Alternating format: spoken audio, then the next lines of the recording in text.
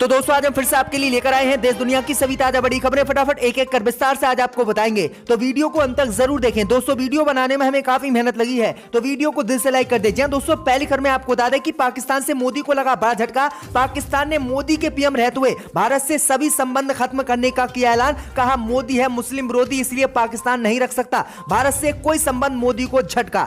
वहीं आपको बताएंगे दोस्तों की योगी आदित्यनाथ सरकार को लगा बड़ा झटका। जल्द जेल से रिहा होंगे आजम खान के बेटे अब्दुल्ला आजम खान। कोर्ट ने रिहाई आदेश कर दिया जारी, योगी को झटका। वहीं आपको बताएंगे दोस्तों की गांधी को गाली देने वाले कालीचरण महाराज होंगे हिंदू महासभा के कार्यक्रम के मुख्य अतिथि। 23 जनवरी को होगा युवा सम्मेलन। वहीं आपको बताएंगे दोस्तों की कांग्रेस नेता दिग्विजय सिंह ने आरएसएस पर फिर से बोला बड़ा हमला। कहा हिंदू मुस्लिम के बीच नफरत फैलाने का काम करते हैं आरएसएस के लोग। वहीं आपको बताएंगे दोस्तों की उत्तर प्रदेश में विधानसभा चुनाव नहीं लड़ेंगी मायावती, वीएसपी ने किया ऐलान। वहीं आपको बताएंगे दोस्तों की धर्म संसद में विवादित बयान देने वाले बाबाओं के विरोध में उतरे वकीलों के खिलाफ हिंदू संगठनों ने खोला मोर्चा। कहा इन वकीलों को कहां से मिल रही है फीस, कौन दे रहा है, इन्हें पैसा होनी चाहिए जांच। तो दोस्तों सभी खबरों को आपको एक एक कर बताने वाले हैं। वीडियो को लाइक कर चैनल को सब्सक्राइब कर दें और हमें कमेंट करके बताएं कि आपके जिले किस राज्य से हमारी खबरों को देख रहे हैं, और हमें इंस्टाग्राम पर फॉलो करें, हमने आपको लिंक नीचे डिस्क्रिप्शन में दे रखा है। इसी बीच पर तो दोस्तों अगली खबर की ओर, तो पाकिस्तान ने मोदी को दिया बड़ा झटका। भारत से किसी भी तरह के संबंध रखने से किया इनकार। जी दोस्तों आपको बता दें ये बड़ी खबर सामने निकल कर आई दोस्तों की प्रधानमंत्री मोदी की वजह से आज पाकिस्तान ने भारत को बड़ा झटका दिया है, और पाकिस्तान ने भारत के साथ किसी भी तरह के संबंध रखने से साफ इनकार कर दिया है। दरअसल आपको बता दें कि पाकिस्तान की इमरान सरकार ने कहा है कि जब तक प्रधानमंत्री मोदी भारत के पीएम रहेंगे तब तक पाकिस्तान और भारत के संबंध ठीक नहीं होंगे और ऐसा ही तनाव बढ़ा रहेगा। उन्होंने कहा है कि अगर 100 साल तक भी मोदी भारत के प्रधानमंत्री रहते हैं तो पाकिस्तान किसी भी तरह के कोई भी संबंध भारत के साथ नहीं रखेगा। भैया आपको बता दें कि इसकी मुख्य वजह मोदी सरकार बताई जा रही है। भैया आपको बता दें कि पाकिस्तान ने आगे कहा है कि अगर भारत में सरकार चेंज होती है तो भारत पाकिस्तान के रिश्ते ठीक होंगे और फिर दोनों के बीच व्यापार भी शुरू होगा, बातचीत भी शुरू होगी। लेकिन मोदी अगर जब तक पीएम भारत के रहेंगे तब तक किसी भी कीमत पर कोई भी बातचीत हम नहीं करेंगे भारत से, और भारत के साथ किसी तरह का कोई भी संबंध नहीं रखेंगे। तो ये बड़ी अपडेट आई दोस्तों, बड़ा ऐलान पाकिस्तान ने आज किया है, जिसके बाद मोदी सरकार को भी झटका लग गया है। इसी बीच पर तो दोस्तों अगली खबर की ओर, तो योगी सरकार को लगा बड़ा झटका। आजम खान के बेटे जेल से होंगे रिहा, कोर्ट ने आदेश किया जारी। जी दोस्तों आपको बता दें ये बड़ी खबर सामने निकल कर आई दोस्तों की करीब 23 माह से सीतापुर की जेल में अपने सांसद पिता आजम खान के साथ बंद अब्दुल्ला आजम खान जल्दी सलाखों से बाहर आने वाले हैं। दरअसल आपको बता दें कि कोर्ट ने सभी मामलों में आजम खान के बेटे अब्दुल्ला आजम खान को जमानत देती है और रिहाई के आदेश प्रशासन को आज दे दिए हैं, जिसके बाद उत्तर प्रदेश की योगी सरकार को बड़ा झटका लगा है। भैया आपको बता दें कि जेल प्रशासन ने अब्दुल्ला आजम खान को 3 से 4 दिन में जेल से छोड़ने की बात कही है। भैया आपको बता दें कि अब उम्मीद जताई जा रही कि आजम खान के बेटे लगभग 18 फरवरी तक जेल से बाहर आ जाएंगे। तो ये बड़ी अपडेट आ रही दोस्तों, बड़ी राहत आजम खान के परिवार को कोर्ट से मिली है और योगी सरकार को बड़ा झटका लगा है। भैया आपको बता दें कि अब्दुल्ला आजम खान के जेल से बाहर आने के बाद आजम खान भी जल्द जेल से बाहर आएंगे। इसी बीच पर तो दोस्तों अगली खबर की ओर, तो गांधी को गाली देने वाले कालीचरण महाराज होंगे हिंदू महासभा के कार्यक्रम में मुख्य अतिथि। 23 जनवरी को होगा युवा सम्मेलन। जय दोस्तों आपको बता दें कि मध्य प्रदेश के ग्वालियर में एक बार फिर से हिंदू महासभा कुछ ऐसा करने जा रही है जो चर्चा का विषय बनेगा। 23 जनवरी को नेताजी सुभाष चंद्र बोस की जयंती पर हिंदू महासभा युवा सम्मेलन के अवसर पर मुख्य अतिथि के रूप में कालीचरण को बुलाने जा रही है। वहीं कालीचरण जिसने महात्मा गांधी को लेकर अपशब्द गए थे, हिंदू महासभा की तरफ से कहा गया है कि कालीचरण को जमानत मिल चुकी है, तो अब छत्तीसगढ़ में उनकी जमानत को लेकर हमारे प्रयास जारी हैं। अगर युवा सम्मेलन से पहले कालीचरण महाराज को छत्तीसगढ़ में जमानत मिल गई तो वे इस ग्वालियर आकर युवाओं को संबोधित करेंगे। दरअसल आपको बता दें कि उन्होंने नाथूराम गोडसे को महात्मा गांधी से अच्छा बताया है और कहा है कि महात्मा गांधी ने ही देश का बंटवारा किया था और नाथूराम गोडसे देश के लिए लड़े थे। तो ये बड़ी अपडेट आई दोस्तों कि गांधी को गाली देने वाले लोग गांधी की हत्या करने वाले नाथूराम गोडसे की पूजा करते हैं, और ये बड़ा ऐलान जो है आज किया है। इसी बीच पर तो दोस्तों अगली खबर की ओर, तो कांग्रेस नेता दिग्विजय सिंह ने आरएसएस पर फिर से साधा निशाना। कहा हिंदू मुस्लिम के बीच नफरत फैलाते हैं ये लोग। जी दोस्तों आपको बता दें कि कांग्रेस के नेता और राज्यसभा सांसद दिग्विजय सिंह ने आज फिर से अपनी सरकारी आवास पर पत्रकारों से चर्चा करते हुए आरएसएस पर बड़ा निशाना साधा। उन्होंने कहा है कि बहुत दिनों से चल रही है कि मैं हिंदू विरोधी हूं, लेकिन मैं आपको बताना चाहता हूं कि मैं उस परिवार से आता हूं जो बहुत धार्मिक प्रवृत्ति का है। उन्होंने कहा है कि जहां मैं पैदा हुआ था वहां पर बहुत सारे मंदिर हैं और अलग अलग तरीका के भगवान वहां पर विराजमान है। आरएसएस के बारे में बोलते हुए उन्होंने कहा है कि आरएसएस के लोग मेरे पास आए थे।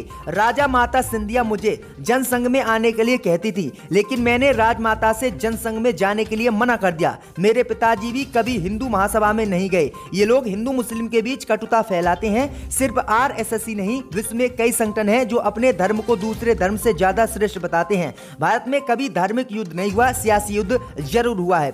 उन्होंने कहा है कि आरएसएस और बीजेपी वाले जो लोग हैं ये सिर्फ हिंदू मुस्लिम की राजनीति करते हैं और हिंदू मुस्लिम के बीच में जो है नफरत फैलाते हैं और इनका यही काम है। तो ये बड़ा हमला जो है दिग्विजय सिंह ने बोला। इसी बीच पर तो दोस्तों अगली खबर की ओर, तो अफगानिस्तान में तालिबान ने दुनिया भर के देशों को दी चेतावनी। कहा जिन देशों ने अफगानिस्तान के एयरक्राफ्ट चुराए हैं वो तत्काल वापस लौटाए, नहीं तो होगा उनका बुरा अंजाम।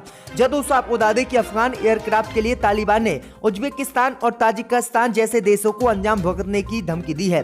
दरअसल आपको बता दें कि अफगान पायलटों और अफगान वायुसेना के कर्मियों की एक सभा में बोलते हुए तालिबान ने कहा है कि 15 अगस्त के बाद अफगान पायलट द्वारा पड़ोसी देशों में उड़ाए गए विमान और हेलीकॉप्टर अफगानिस्तान के हैं, इसलिए उन्हें वापस कर दिया जाना चाहिए। मैं आपको बता दें कि कार्यवाहक रक्षा मंत्री तालिबान ने कहा है कि किसी भी कीमत पर जिन देशों में हमारे एयरक्राफ्ट और हमारे जो हेलीकॉप्टर हैं वो पहुंचे हुए हैं, उन हेलीकॉप्टर को हमारे देशों में वापस दिया जाए, अन्यथा ये अच्छा नहीं होगा। और तालिबान ने उज्बेकिस्तान और ताजिकिस्तान को यह धमकी दी है क्योंकि इन दोनों देशों में ही तालिबान के जो एयरक्राफ्ट हैं, अफगानिस्तान के एयरक्राफ्ट हैं, वो मौजूद हैं। इसी बीच पर तो दोस्तों अगली खबर की ओर, तो पंजाब में सीएम कैंडिडेट का नाम घोषित करे कांग्रेस, वरना भुगतने पड़ सकते हैं गंभीर परिणाम, सीएम चन्नी ने की मांग। जी दोस्तों आपको बता दें कि विधानसभा के चुनाव एकदम सिर पर पहुंच गए हैं, लेकिन पंजाब कांग्रेस के अंदर की उठापटक खत्म होने का नाम नहीं ले रही है।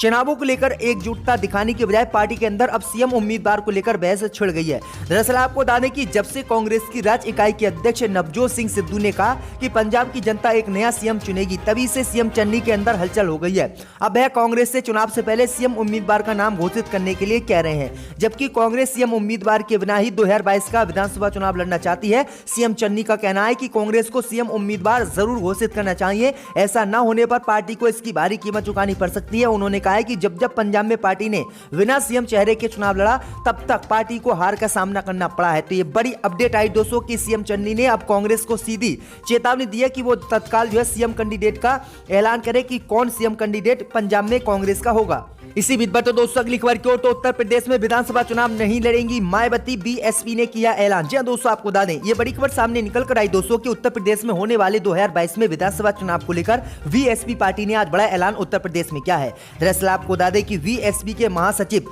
नेता सतीश चंद्र मिश्र ने दावा किया है कि उत्तर प्रदेश विधानसभा चुनाव मायावती नहीं लड़ेंगी और मायावती चुनाव नहीं लड़ेंगी, लेकिन पार्टी अपने पूरे दम के साथ उत्तर प्रदेश में विधानसभा चुनाव लड़ेगी। भैया आपको बता दें कि एक तरफ योगी आदित्यनाथ भी चुनाव लड़ रहे हैं और योगी आदित्यनाथ अयोध्या से चुनाव लड़ने वाले हैं और इसका ऐलान भी बीजेपी करने वाली है। तो ये बड़ी अपडेट आई दोस्तों कि मायावती एक तरफ चुनाव नहीं लड़ेंगी, लेकिन योगी आदित्यनाथ उत्तर प्रदेश का विधानसभा चुनाव पहली बार लड़ने वाले हैं। इसी बीच पर तो दोस्तों अगली खबर की ओर, तो धर्म संसद में भड़काऊ भाषण पर बोले साक्षी महाराज। कहा हम कुछ कहें तो एफआईआर, ओवैसी कुछ कहे तो कोई कार्रवाई नहीं। जदू साहब को बता दें कि उन्नाव से भाजपा सांसद साक्षी महाराज ने धर्म संसद में मुसलमानों के खिलाफ भड़काऊ भाषण देने के मामलों में संतों पर दर्ज मुकदमों की घोर निंदा की है। उन्होंने कहा कि देश का कानून सभी के लिए समान है, लेकिन साक्षी महाराज को कहें तो एफआईआर दर्ज हो जाती है। अगर कोई मौलाना उत्तर प्रदेश या पूरे भारत में कहे तो उस पर एफआईआर नहीं होती है। उन्होंने कहा है कि अगर मैं कुछ आज कह दूं या फिर हिंदू संगठन के कुछ नेता कुछ कह दे तो उन पर तत्काल एफआईआर हो जाती है, लेकिन इमाम बुखारी और असुद्दीन ओवैसी विवादित बयान देते हैं और इतनी विवादित टिप्पणी करते हैं,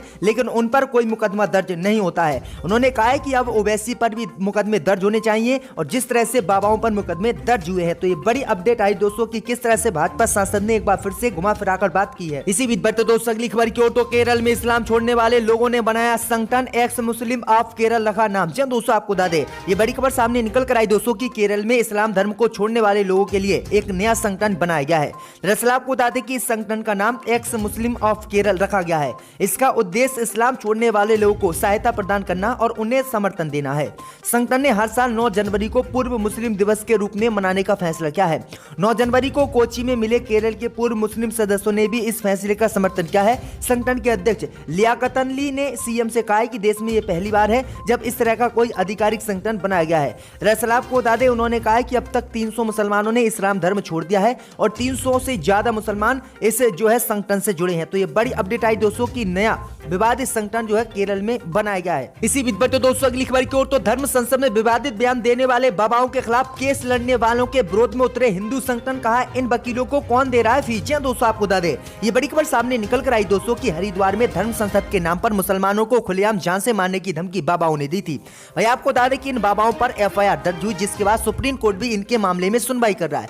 लेकिन आपको बता दें कि अब हिंदूवादी संगठनों ने बाबाओं के खिलाफ केस लड़ने वाले वकीलों के खिलाफ मोर्चा खोल दिया है। दरअसल आपको बता दें कि बाबाओं के खिलाफ केस लड़ने वाले वकीलों को धमकी देते हुए हिंदू संगठनों ने कहा है कि आखिरकार इन वकीलों को पैसा कौन दे रहा है, कौन इनको फीस दे रहा है, आखिरकार हमें बताया जाए। इनकी जांच होनी चाहिए, आखिरकार कौन लोग इनको फीस दे रहे हैं। जो लोग इनको फीस दे रहे हैं उनकी भी जांच होनी चाहिए और उन्हें जेल में डाला जाना चाहिए। वहीं आपको बता दें कि आतंकी संगठनों से इन्होंने उन वकीलों का नाम जोड़ दिया। तो ये बड़ी अपडेट आई दोस्तों कि किस तरह से ये लोग हिंदू मुस्लिम के नाम पर अब देश में नफरत फैला रहे हैं। अगर कोई मुसलमान का केस लड़ता है तो उसको जो है हिंदू विरोधी बता देते हैं। वो अक्लमंद है, जानते हैं, मगर मैं दोहराना नहीं चाहता।